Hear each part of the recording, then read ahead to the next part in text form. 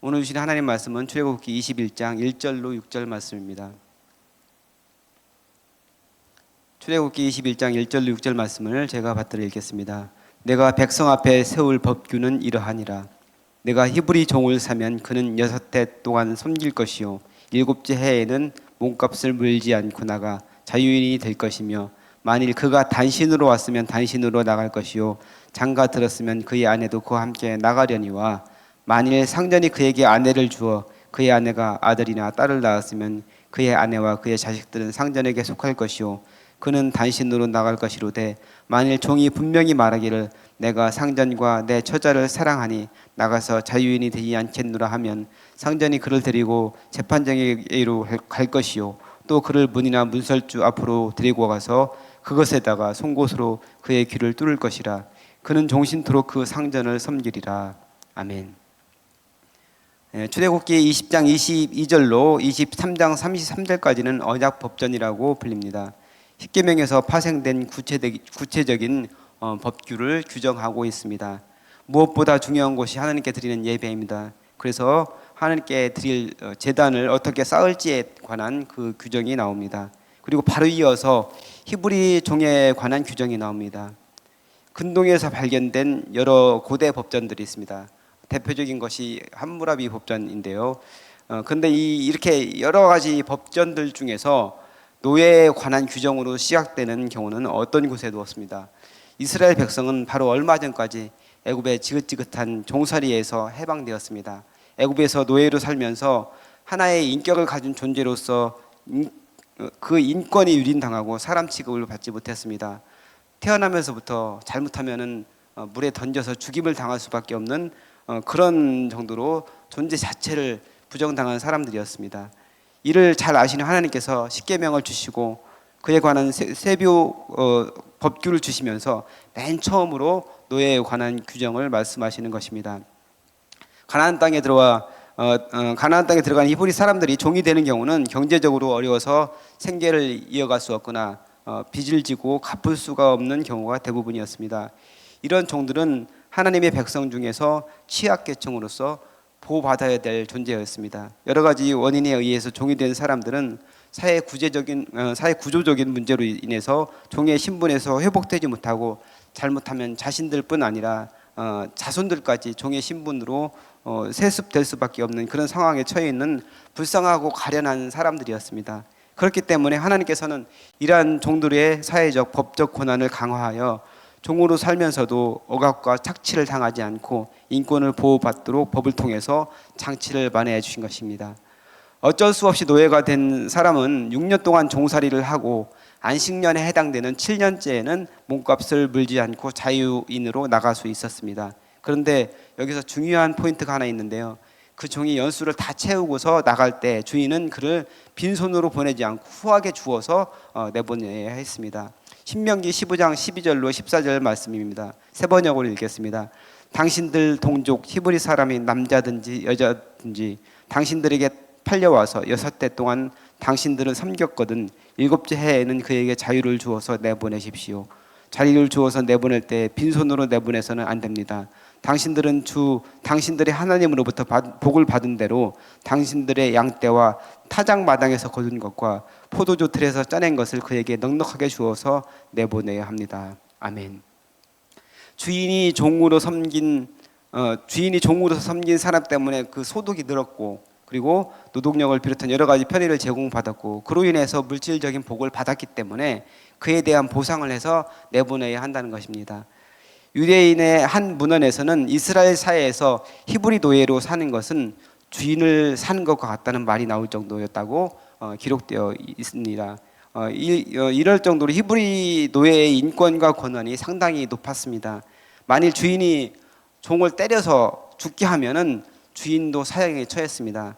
12절과 20절 말씀입니다. 공동 번역으로 읽겠습니다. 남을 때려 죽인 자는 반드시 사형에 처해야 한다. 자기 남종이나 여종을 때려 당장에 숨지게 한 자는 반드시 벌을 받아야 한다. 아멘. 라피들의 문헌에 의하면은 종을 때려 죽인 경우는 출애굽기 21장 12절 말씀에 따라서 주인을 참수형에 처할 것을 지시했다고 합니다. 당시 사회에서 종은 주인의 재산으로 여겨졌습니다. 그런데 그런 종에게 행한 처벌로 인해서 잘못하면 주인이 죽을 수도 있었기 때문에 종에게 함부로 대할 수 없었습니다. 이는 주변의 다른 나라들에서는 상상도 할 수 없는 것으로 비록 종이지만 하나의 생명으로서 그 존엄성을 매우 중요하게 여긴 것으로 볼 수 있습니다. 또한 종을 때려서 눈이 상했다든지 치아가 빠지든지 하면은 그 보상으로 종에게 자유를 주어야 했습니다. 26절, 27절 말씀을 공동 번역을 읽겠습니다. 자기 남종이나 여종의 눈을 때려 멀게 했으면 그 눈 대신에 종에게 자유를 주어 내보내야 한다. 또 자기 남종이나 여종의 이를 때려 부러뜨렸으면 그 이 대신에 종에게 자유를 주어 내보내야 한다. 아멘. 성경을 해석한 랍비 문헌에는 눈과 치아뿐만 아니라 손가락, 발가락, 귀, 코 등 24개의 장기에 모두 적용하고 있습니다. 주인이 자기 종의 몸에 있는 지체 중 하나라도 상하게 하면 종을 풀어주어야 되는 것으로 말하고 있습니다. 이처럼 주인은 종이 자기 소유라고 해서 마음대로 학대할 수가 없었습니다. 이렇게 노예에 대한 인권을 보호하는 법률은 고대 근동의 다른 법전에서는 찾아볼 수가 없는 오직 이스라엘에만 있는 것이었습니다.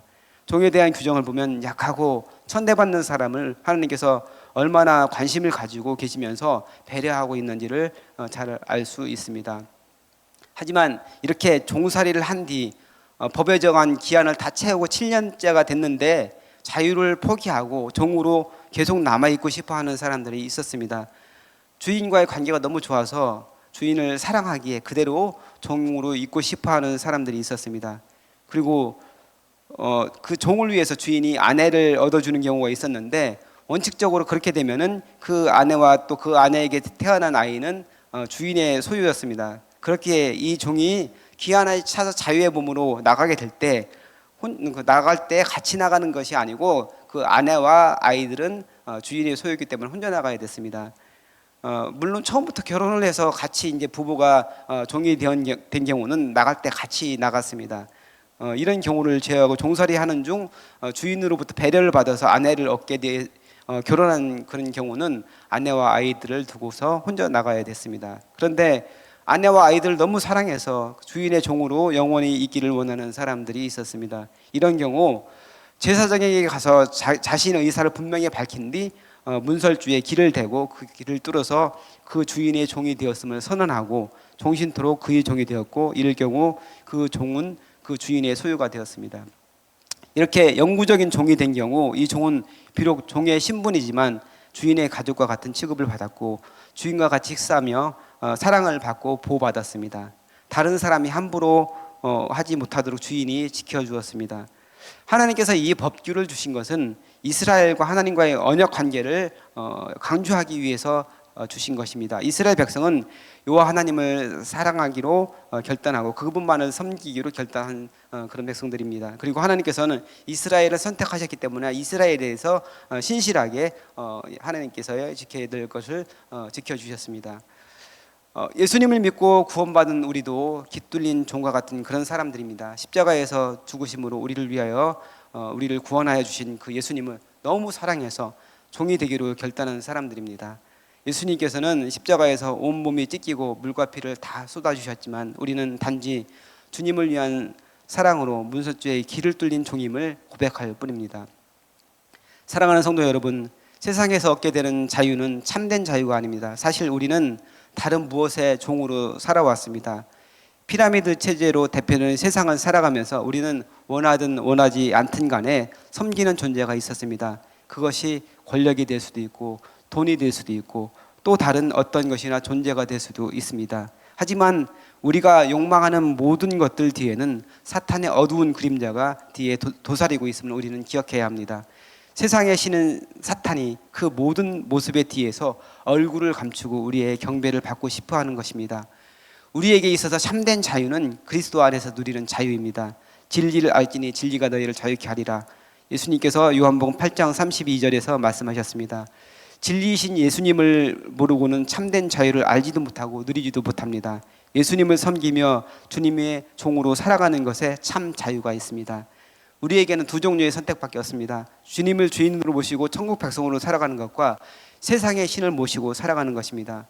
세상의 신은 우리가 원하는 것을 더 원하고 욕망하는 것들을 이 세상에서 가지고 나의 욕심을 따라 더 많이 가지고 더 높이 올라가라고 우리에게 속삭입니다.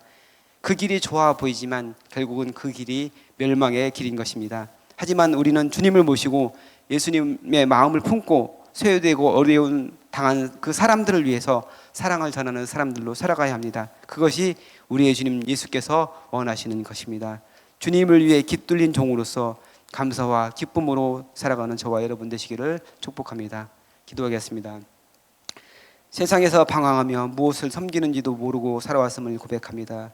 주님 안에 참 자유가 있고 주님을 모시고 살아가는 것이 가장 행복한 것임을 고백합니다. 세상에서 주는 평화가 아니라 예수님 안에서 참 평화와 기쁨을 누리며 하나님의 뜻을 온전히 이루며 살아가게 하여 주옵소서. 감사드리며 우리를 구원하신 주 예수 그리스도의 이름으로 기도하옵나이다. 아멘. 이 시간 다음과 같은 기도의 제목으로 기도드리겠습니다. 지금 들은 말씀이 내 삶으로 이어지게 하옵소서. 2023년 우리 교회에 주신 말씀 묵상의 길입니다라는 표어를 붙잡고 승리하게 하옵소서.